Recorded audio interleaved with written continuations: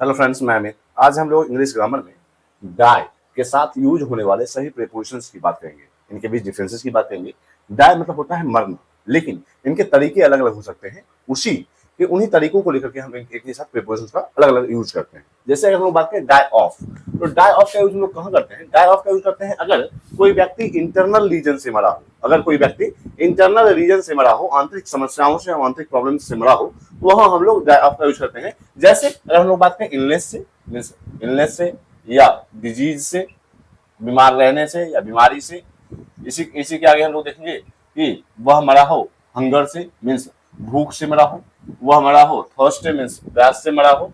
तो यहाँ हम लोग देखेंगे कि अगर इंटरनल डिजास्टर की बात करें, अगर इंटरनल रीजन्स की बात करें, तो वहां हम लोग यूज करते हैं डाई ऑफ। वहां हम लोग यूज करते हैं डाई ऑफ इंटरनल रीजन्स। तो अगर हम लोग बात करेंगे अब हम लोग बात करेंगे क्या इनके एग्जांपल्स की। तो हम लोग एग्जांपल से देखें, he died of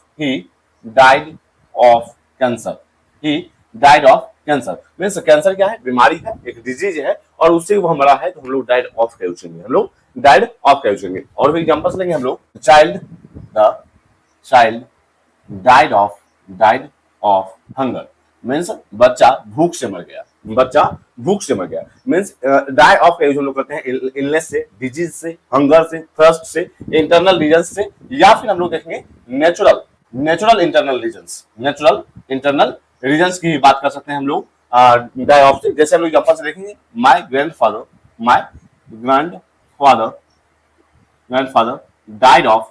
died of old age means मेरे दादाजी बुढ़ापे से मर गए। बुढ़ापे मीन्स उनकी उम्र हो गई, उनकी एज हो गई, वो मर गए। तो नेचुरल इंटरनल रीजन्स की बात करें, इलनेस की बात करें, डिजीज की बात करें, हंगर की बात करें, थर्स्ट की बात करें, वहां हम लोग यूज करते हैं डाई ऑफ। अब हम लोग देखेंगे डाई ऑफ और डाई फ्रॉम में क्या डिफरेंस है।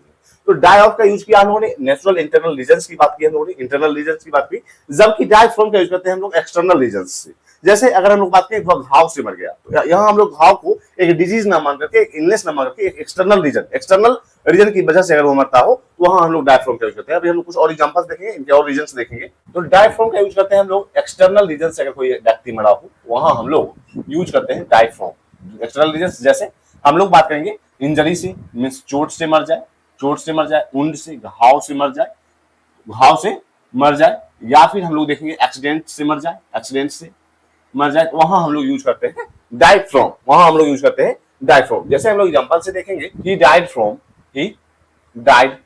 फ्रॉम इंजरीज मीन्स वह चोट से मर गया। इसी का दूसरा example, he died from a snake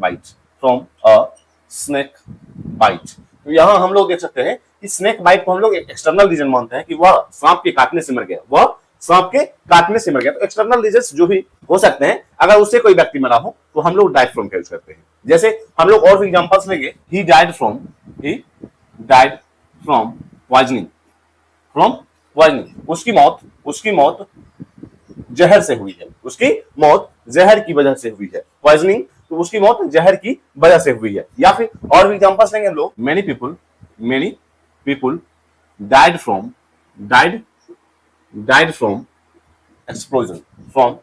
explosion means बहुत सारे लोग ब्लास्ट की वजह से मरे। मीन्स एक्सटर्नल रीजन्स की बात करें, जैसे injury, wound, accident, poisoning, explosion, snake bite, means जितने भी एक्सटर्नल रीजन्स हो सकते हैं, अगर उससे कोई व्यक्ति मरता हो, वहां हम लोग डायफ्राम का यूज करते हैं। अब हम लोग देखेंगे डाई फॉर का हम लोग कहां यूज करते हैं? जो डाई फॉर का यूज करते हैं हम लोग, अगर कोई उद्देश्य से, किसी उद्देश्य की वजह से मरा हो, वह किसी उद्देश्य के लिए, पर्पस के लिए मरा हो, वहां हम लोग डाई फॉर का यूज करते हैं। जैसे हम लोग, he died for his country, वो अपने देश के लिए मर गया, तो वहां हम लोग देखते हैं कि कोई चीज या कोई व्यक्ति के लिए, किसी उद्देश्य की वजह से अगर कोई व्यक्ति मरता हो, तो वहां हम लोग डाई फॉर का यूज करते हैं। तो हम लोग देखेंगे, अगर किसी पर्पस के लिए कोई व्यक्ति मरता हो, वहां हम लोग यूज करते हैं डाई फॉर। एग्जांपल से देखेंगे हम लोग, सोल्जर्स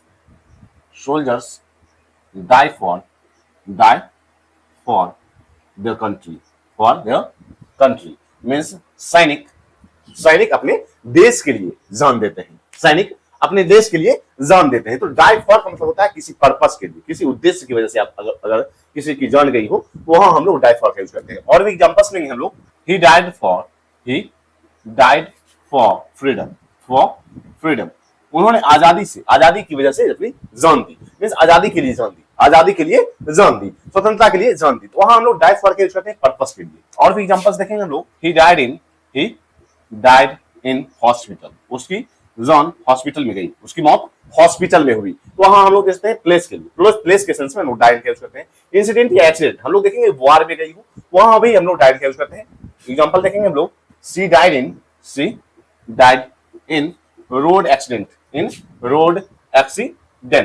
तो यहां हम लोग देख सकते हैं कि उसकी मौत रोड एक्सीडेंट में हुई, उसकी मौत रोड एक्सीडेंट सड़क दुर्घटना में हुई, तो हम लोग डाइड का यूज करते हैं प्लेस, इंसिडेंट या एक्सीडेंट या वार के सेंस में, मिस मे के सेंस में, उनकी मौत किस जगह में हुई, किस एक्सीडेंट किस घटना में हुई, तो वहां हम लोग डाइड का यूज करते हैं। अब हम लोग देखेंगे डाई विद का यूज करते हैं हम लोग अगर कोई व्यक्ति मरने के समय कोई उम्मीद मींस किसी चीज को लेकर के मरे। जैसे हम लोग देखेंगे means having something at the time of death, having something at the time of death means मरने के समय कोई चीज साथ लेकर के मरे, तो वहां हम लोग डाई विद का यूज करते हैं। जैसे हम लोग एग्जांपल्स देखेंगे, she died with hope in her heart means वह उम्मीद लेकर के मरी, वह उम्मीद अपने दिल में एक उम्मीद लेकर के मरी। तो यहां हम लोग देखते हैं she died with hope in her heart means अगर कोई चीज अपने दिल में अपने साथ लेकर के मरती हो, मरा कोई व्यक्ति, वहां हम लोग डाई विद का यूज करते हैं। Means having something at the time of death means she died with hope in her heart, वो अपने दिल में एक उम्मीद लेकर के मरी। और भी एग्जांपल्स लेंगे हम लोग, the king died with great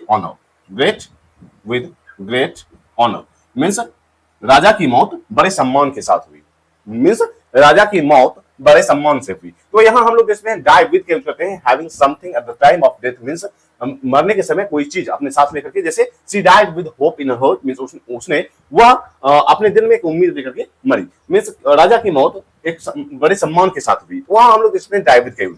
अब हम लोग देखेंगे डाई बाय, अगर हम लोग देखेंगे डाई बाय का, अगर देखेंगे हम लोग डेथ बाय